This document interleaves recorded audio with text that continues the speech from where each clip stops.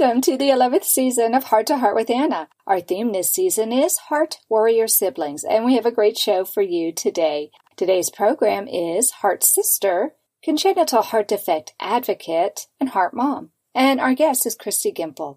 Kristi Gimpel was born in 1984. 2 years later, her little sister Megan was born. Unlike Kristi, Megan had problems with her heart. She was born with hypoplastic-right-heart syndrome and would need multiple surgeries to survive. Kristi will be sharing with us in the first segment what it was like to have a younger sister who had a chronic illness. She'll tell us what she remembers and how the people in her life when she was a child continue to play a role in her life today. In segment 2 of the program, Kristi will tell us how her mother taught her to be an advocate for the congenital heart defect community. And in the final segment, Kristi will talk with us about how her life changed after she married her husband, Nick Gimpel, and what it was like for her to get pregnant. Lastly, she'll talk to us about how having a sister with a chronic illness affected her as a parent. So welcome to Heart with Anna, Kristi. Hi, Anna. Thanks so much for having me today. Well, I'm excited to meet you, Kristi. I've known your sister for a while. So let's find out how old you were when Megan had her first open heart surgery. And what do you remember from that surgery? Well, I was about 2 years old, so we were less than 2 years apart. So when she was born, she had her first surgery. She continued to have surgeries when I was about 2 years old to around 4 years old. That is the time where I have some of my first memories. Really? You have some of your first memories from that time? Okay. What do you remember? Some of my first memories are actually memories of Children's Hospital. All of her surgeries were from Children's Hospital of Philadelphia. Mm-hmm. So I have very vivid memories of the hospital layout, visiting her in her hospital crib, my dad taking me to visit her. We actually have a kind of a funny family story that's always talked about where my mom reprimands my dad for letting me dress myself on some of these occasions. So I would show up to the hospital all mismatched, one purple sock, one pink sock, and a green jumper because I was allowed to dress myself before the visit. Those are actually my first childhood memories, going to visit my sister. I remember what the nurse's station looked like. I can detail places in the hospital that we don't have any pictures of. So I know it's a genuine memory. My mom's always been impressed by what I can remember about the layout of the hospital at that time. Wow. Obviously, that made a big impression on you. Do you remember if you felt scared or excited or happy or sad? I do remember feeling really excited to go see my sister. Mm-hmm. I have a memory of not seeing her a lot. I actually remember that absence. So I know when I went to see her, I was really excited. I was also excited to see my parents because I didn't get to see my parents often during that time. I don't have a lot of sad memories, to be honest. I didn't fully understand the severity of what was happening at the time either. Mm-hmm. So I wasn't informed of the life or death situation. All I knew is that I got to go see Megan that day. I know I was really excited to see my little sister. Oh, that's so wonderful. And I think it's cute that you dressed yourself and that maybe it wasn't perfect. Oh, no, it definitely was nowhere near perfect. I think that's great. I love that story. That's just so awesome. How interesting it is that your mom would scold your dad. Even to this day, we still talk about that. Oh my gosh, that's so funny. So who were you staying with if your parents were up at the hospital with your sister? During the time Megan was in the hospital, I stayed with different relatives and different friends. I stayed with my grandparents for a short time and then 2 different sets of aunts and uncles. But most of the time, I'd say the predominant amount of time that I remember, at least, I was staying with my parents' friends from church. And their names are Sherry and Jim Holsworth. Mm-hmm. And they had 2 children. Their daughter is my age. She's only 7 months older than me. So we went to preschool together. Her name is Teresa. Teresa has an older brother named Jimmy, who's now Jim, but he was Jimmy when we were growing up. And I stayed with the Holsworth family. So I lived with them. They lived very close in our neighborhood. I continued to go to the same preschool. I became a part of their family for an extended length of time. I basically was just like another little sister in that family. Isn't that wonderful that another family took you in and just treated you like one of their own? It doesn't sound like there was any terrific interruption in your daily life, except that you were living with this other family, but they kept everything the same for you. They kept the preschool the same for you. It sounds like they kept your friends the same. So it really reduced how scary it would have been for you. Yes, absolutely. And you really don't understand that or realize that until you're an adult with your own children. But at the time, if you think about it, I didn't change a church. I went to the same church every Sunday. I didn't change my school. I was still going to the same preschool with my best friend, Teresa, that continued this pattern and this routine. There was no interruption. I think that made a huge impact just on the fact that nothing was horrifically changed. But you don't realize that until you're older and you look back and say, wow, that really helped. Yeah, and it really took a lot of effort. There were a lot of people who were surrounding you with love at that time. And it obviously made you feel safe and it made you feel okay to the point where, oh, I get to go see Megan today. Oh, I get to go see mom and dad. And it wasn't tear-filled. Instead, it was excitement-filled. Exactly. There was a huge village of people that helped. I was very fortunate to have a family where I could stay, because at times being in a family that's struggling with someone that's medically fragile and in any situation can be really terrifying and you feel isolated. As a child, what I don't remember any isolation, which is very good. And it's definitely a more healthy way to grow up. Absolutely. I hope your parents are listening to the program, because kudos to them. They were able to figure out a way to still make you feel safe and for you to be able to continue your life while they were attending to your very sick little sister. And I hope your adopted family or second family. Yeah. I don't know, adopted, I'm sure second, they are. I love that. Sherry has absolutely always been my second mom, and that's how I'll always refer to her. She is definitely a mom, and Teresa is, of course, the closest I've ever had to an older sister. So she was an instant best friend, and we're still very close to this day. I just love that. Well, it seems very common for heart parents to have heart warrior babies and heart healthy preschoolers. I had the same situation. I've talked to multiple people this season where they were a preschooler and then a baby was born with a heart defect. So what advice would you give to parents who are in that same situation? I think the most valuable advice I can give from the perspective of the heart healthy preschooler is you should not be worrying about how much time you dedicate to each child. I think that's a natural worry for parents. I mean, obviously your heart warrior baby is going to require an incredible amount of time and energy. I guess parents just feel like they have to spend an equal amount of time with their heart healthy preschooler, and it's not always possible to do so. I just want to tell them that it's okay. You know, we get it. And I mean that emphatically. It's really okay. We understand, and definitely as an adult, I understand that you'll never need to spend an equal amount of time during that period of time where so much attention is being paid to the child with a heart need. I feel like parents sometimes think the children are going to hold that against them or resent them, and that's just not true. It's going to be okay. Don't ever feel like you have to equal that time or spread yourself thin. Oh my gosh, I wish you had been talking to me when Alex was in the hospital, Kristi. I feel tears coming. No, truly, I feel tears in my eyes right now. You have no idea how much guilt there is. Well, you're a parent now, so you know, but I worried so much that Joey would be scared or that Joey would, I think the thing that scared me the most was, what if something happened to Alex? How would I explain that to Joey? Especially since Joey had been the center of my universe.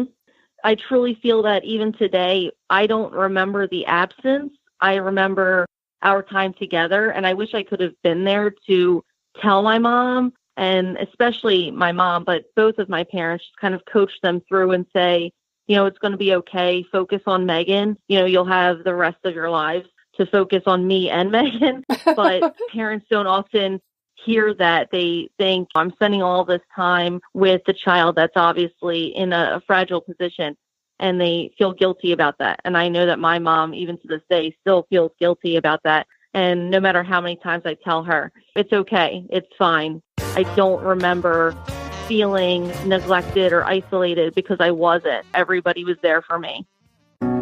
Texas Heart Institute were offering us a mechanical heart, and he said, "No, Dad, I've had enough. Give it to someone who's worthy."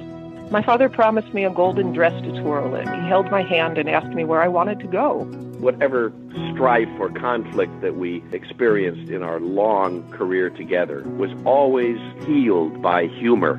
Heart to Heart with Michael. Please join us every Thursday at noon Eastern as we talk with people from around the world who have experienced those most difficult moments. Anna Jaworski has written several books to empower the congenital heart defect, or CHD, community. These books can be found at Amazon.com or at her website, www.babyheartspress.com. Her bestseller is The Heart of a Mother, an anthology of stories written by women for women in the CHD community. Anna's other books, My Brother Needs an Operation, The Heart of a Father, and Hypoplastic Left Heart Syndrome, a handbook for parents, will help you understand that you are not alone. Visit babyheartspress.com to find out more.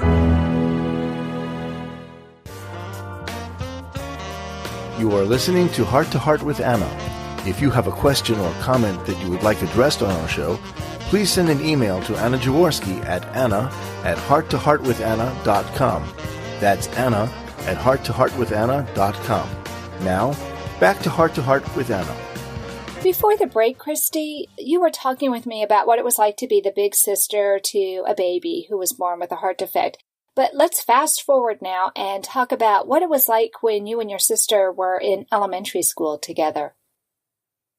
Elementary school, for me, and I think for all children, is really the first time where you venture outside of the home for social situations. This was the first time where I really started to notice how different my sister was compared to other siblings and just compared to other children. I guess I was oblivious to how different she was before that, or maybe I just didn't care, or a combination of. But when I started attending grade school, I noticed that my classmates had a ton of questions about my sister, her scar, why she was in a stroller. And here I was, a 7-year-old kid, trying to explain CHDs to other 7-year-old kids. At first, it was embarrassing. I know it's awful to say that, but it was embarrassing for me to explain all these things to my classmates. And then it became really frustrating because obviously the other first and second graders didn't understand. And so I wanted to defend my little sister. I had a natural, innate defense mechanism that kicked in, but then I also wanted her to be normal so I didn't have to defend her. It was a weird balance that I had to strike at a young age.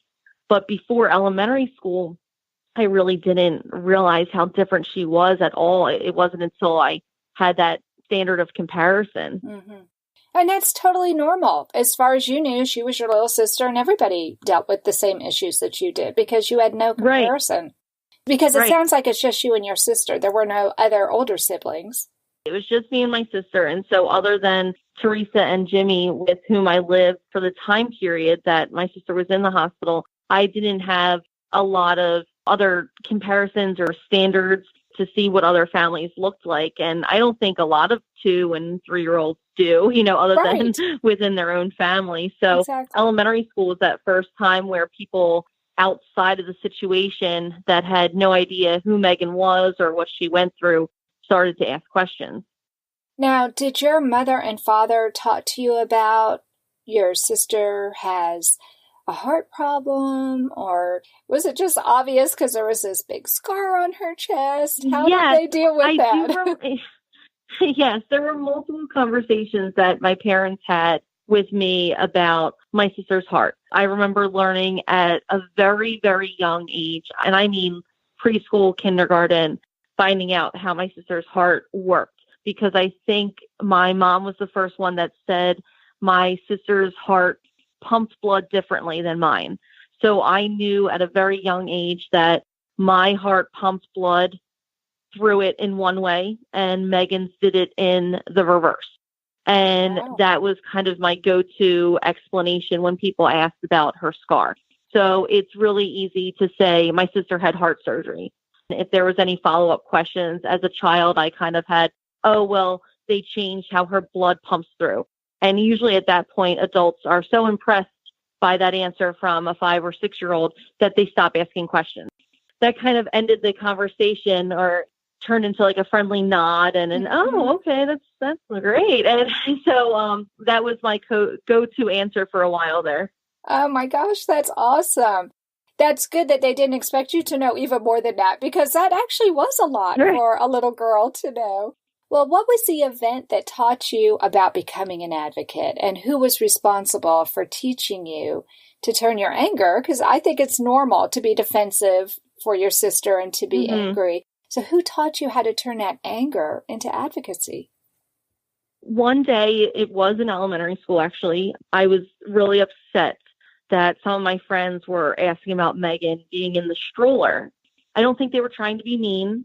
I think it was just normal, curious kids. They said something along the lines of, your sister's 5, why is she still in a baby stroller? I got really upset. I actually remember crying to my mom about this.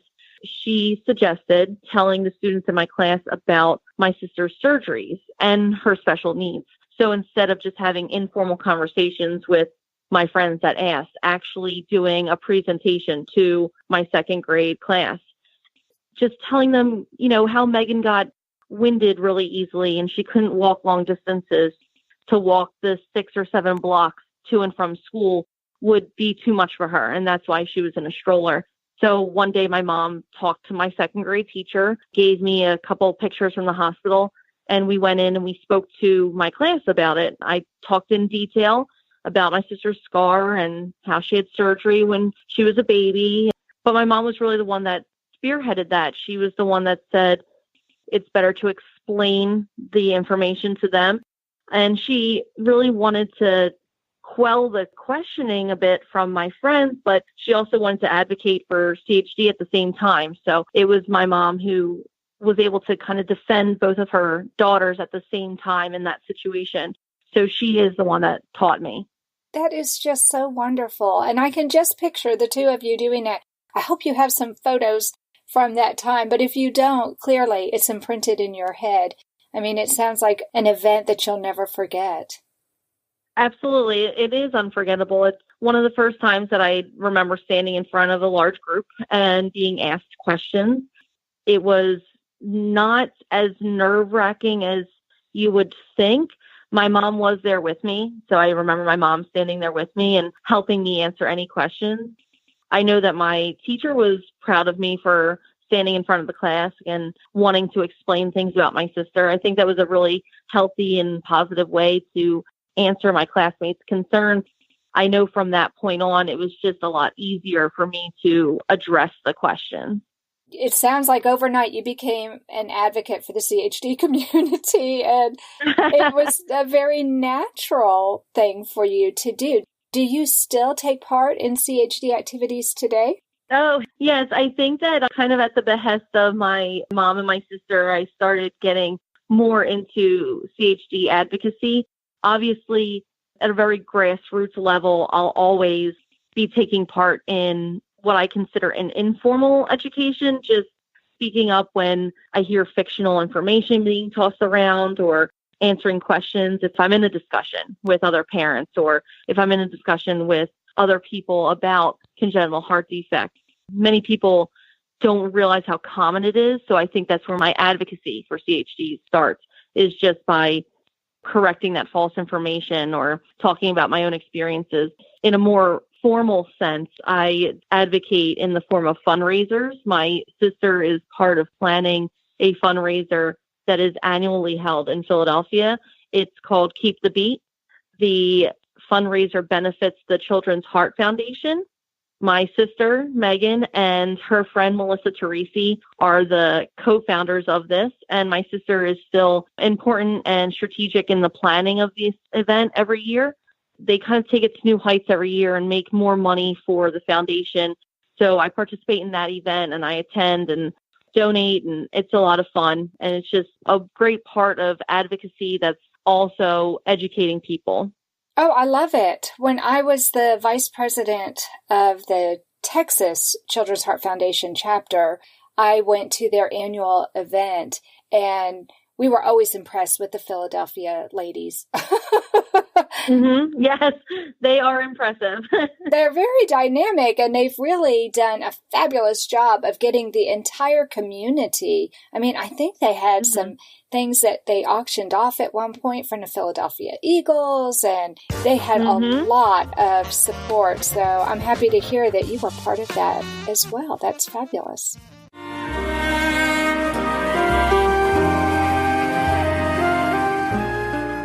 Tonight Forever by the Baby Blue Sound Collective. I think what I love so much about this CD is that some of the songs were inspired by the patients. Many listeners will understand many of the different songs and what they've been inspired by. Our new album will be available on iTunes, Amazon.com, Spotify. I love the fact that the proceeds from this CD are actually going to help those with congenital heart defects. Enjoy the music. Home Tonight Forever.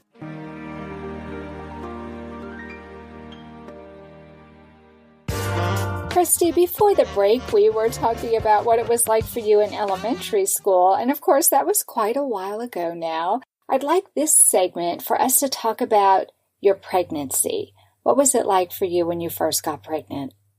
My first pregnancy was nerve-wracking. I think that it's nerve-wracking for a lot of people. Yes. Just normally, your first time being pregnant and you're nervous about everything. Generally, it was a normal pregnancy. I had a really healthy, normal pregnancy up until 33 weeks. Quite honestly, I was just scared that I would have a baby with a heart defect, specifically hypoplastic-right-heart syndrome, because that's what my sister was born with.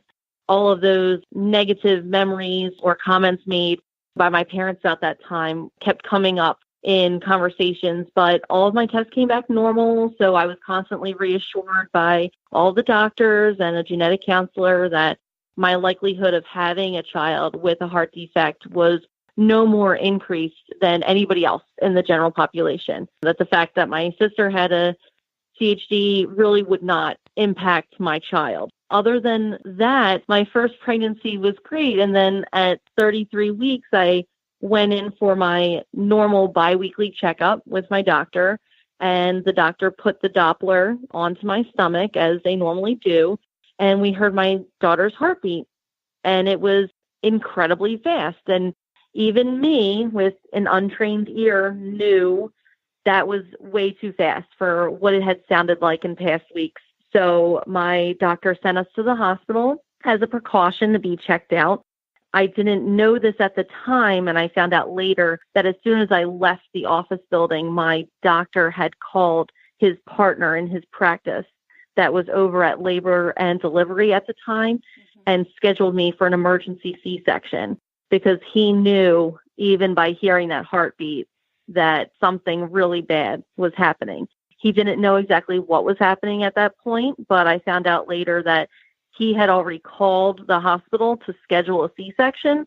And when I showed up, they did not tell me that yet because they did not want to worry me. I was able to see another genetic counselor when I got there and a fetal cardiologist who let me know that my daughter had an atrial flutter. Wow. So your doctor already was way ahead of you. He had already planned the C-section for you. So did you deliver the baby early? I did. I wound up delivering Cameron at 33 weeks that very next day. So by the time I left the doctor's office building to the hospital, there was only a 3-hour difference, basically just enough time to arrive at the hospital, get put onto a heart monitor, speak to a couple experts in the cardiology field who identified pretty easily, actually, through ultrasound that it was an atrial flutter.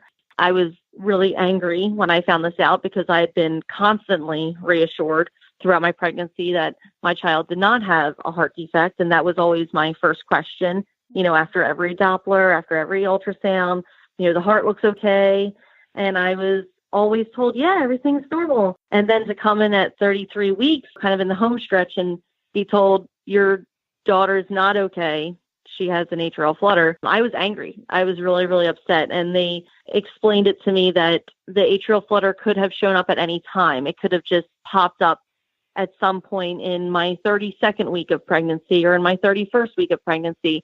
But the important thing was that they were able to identify it, and now they were able to work out a treatment solution. They kind of toyed around with giving me medication and seeing if that would have an effect on the baby, but her heartbeat was so fast, the heart rate was well into the upper 200s, that they really opted for getting her out. They said it would just be easier to treat her while she was outside of me better than inside. So that's why I had the emergency C-section. And she was born on St. Patrick's Day, actually. So she is an Irish baby born on St. Patrick's Day. Oh, my gosh. Well, that's kind of perfect, isn't it? It did work out. At the time, I didn't appreciate the irony of that situation. But now that she's heart healthy and turning 8 years old, it's really nice that she has a birthday on St. Patrick's Day. Oh, my goodness. So she's 8 years old. Good. We can all breathe a sigh of relief. Okay, it turned out okay. But what did they attribute that atrial flutter to? So they could not tell me, even to this day, what would have caused the atrial flutter. Basically, what I was told is that it's not genetic. Atrial flutters happen in families where they've never seen atrial flutters. It's not necessarily connected to my sister's CHD, and my husband doesn't have any CHD in his family.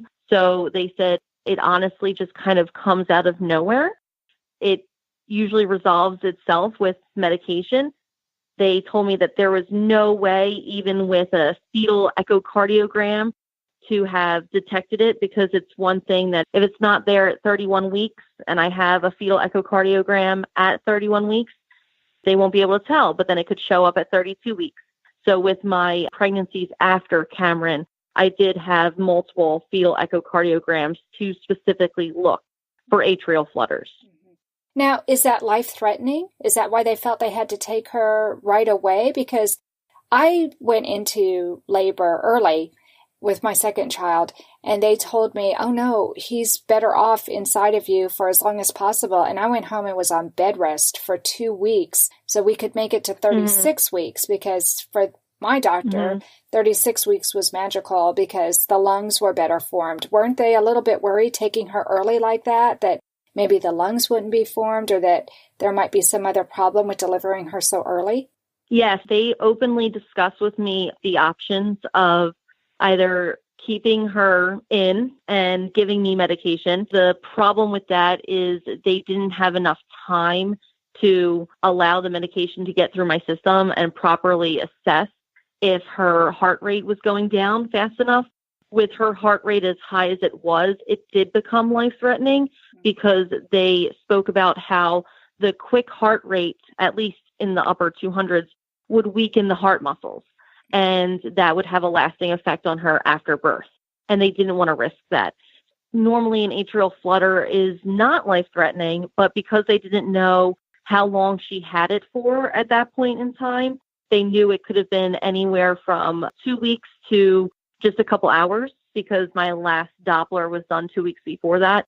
They didn't want her to go into cardiac arrest. They wanted to get her out and be able to give her the medicine directly instead of waiting the time for it to go through my system and then get to her. Right. All of that makes perfect sense. So I'm assuming, since she's 8 years old now, that her lungs were okay, and that even though they delivered her early, that she still didn't suffer from massive problems.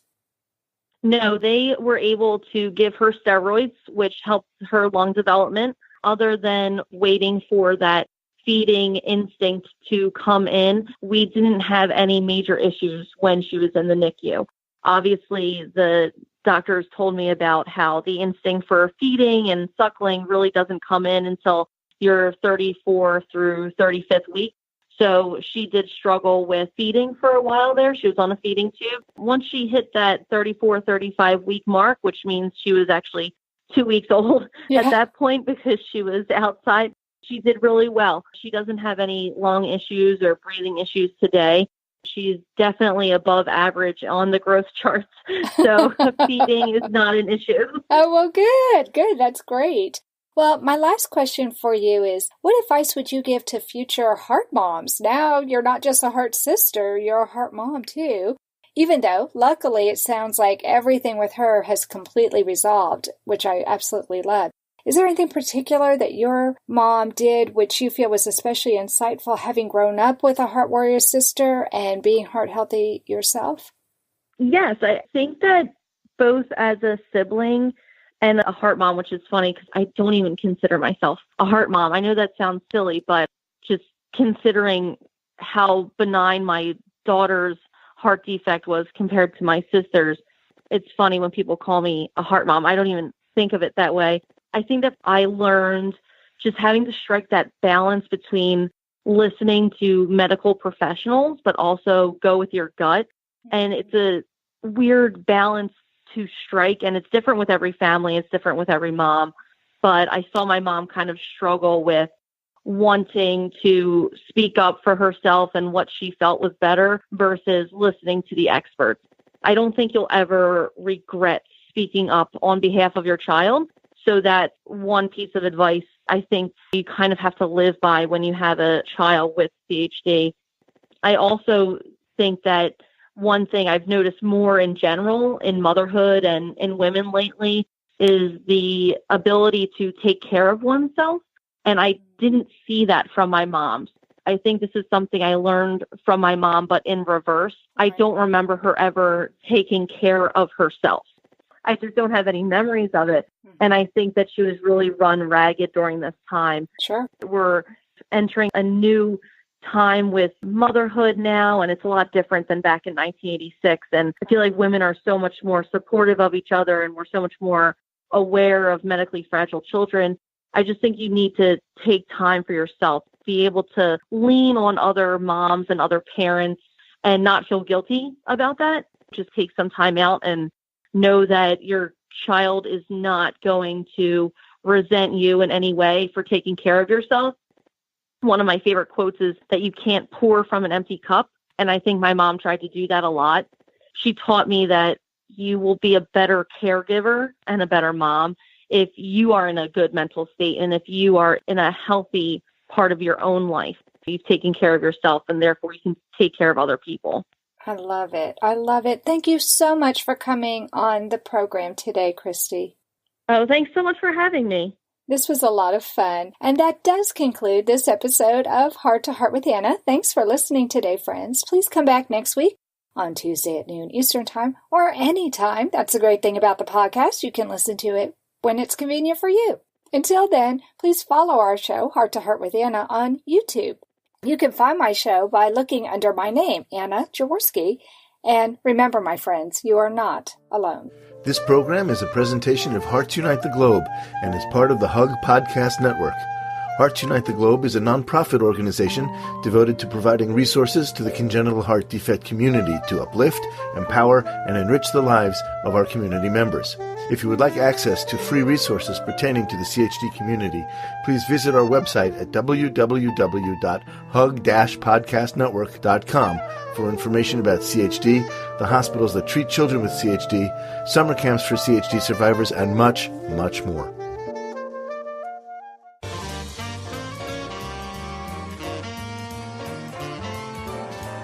Thank you again for joining us this week. We hope you have been inspired and empowered to become an advocate for the congenital heart defect community.